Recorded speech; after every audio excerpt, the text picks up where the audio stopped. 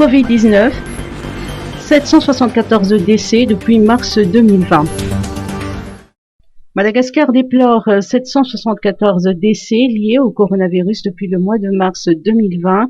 Hier, 3 patients, dont 2 dans la région Nalamangue, ont succombé au virus, selon le rapport quotidien du ministère de la Santé publique.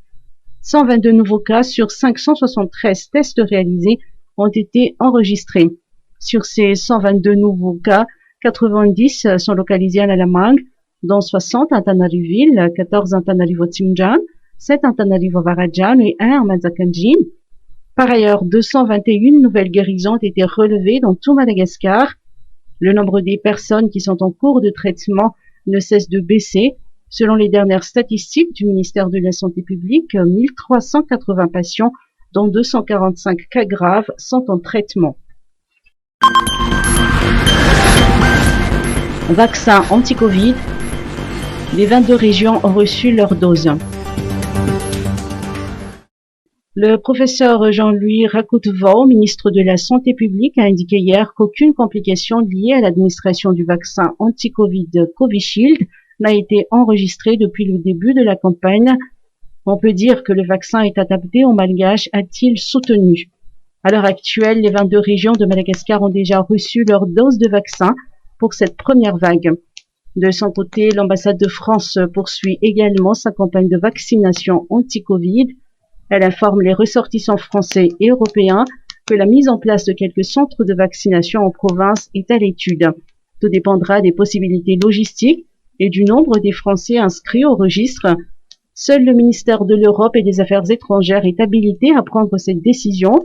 Dans cette hypothèse, la prise de rendez-vous s'effectuera uniquement au niveau de la plateforme téléphonique de l'ambassade à Antananarive.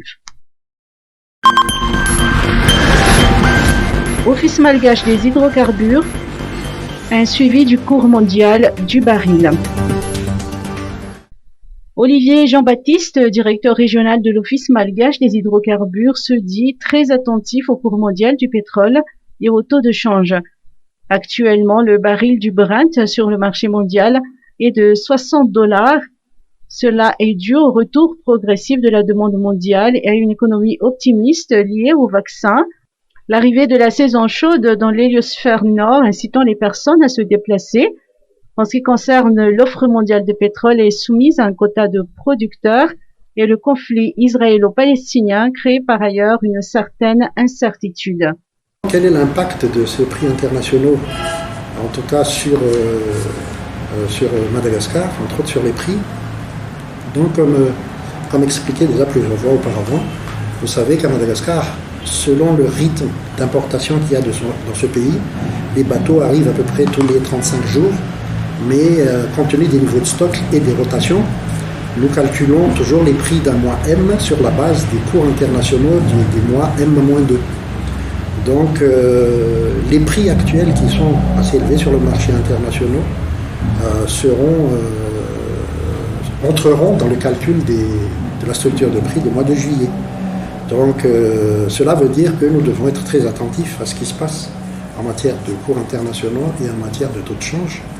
Après, la décision sur les mouvements de prix à la pompe ne dépend pas uniquement de ça, mais il y a un aspect politique, économique que nous devons toujours analyser et regarder avec les dirigeants avant de prendre des décisions.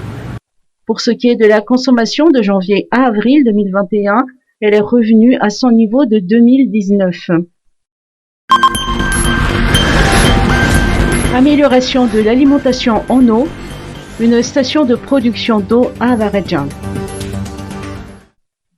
La construction d'une station de production d'eau utilisant une unité de traitement conteneurisée de 100 mètres cubes par heure dans le district d'Avaradjan va améliorer l'approvisionnement en eau potable de la population des districts de Sabutsnamean, Anusavarat et Ankatkelilach.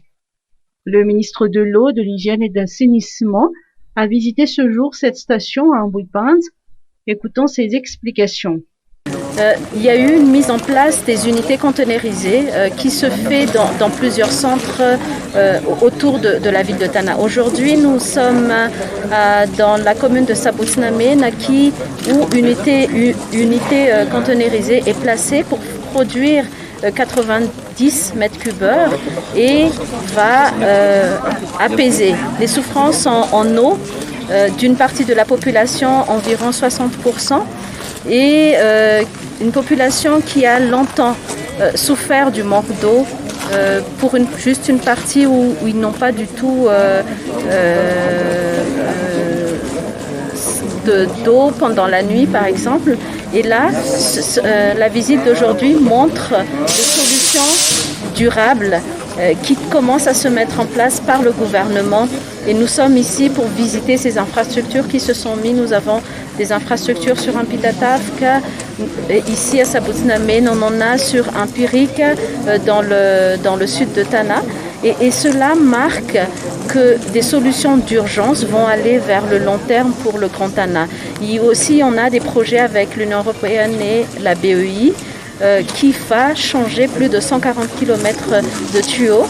Et nous avons aussi actuellement 40 000 mètres cubes de production, de stations de production d'eau sur Manchesa qui sera opérationnelle d'ici la semaine prochaine.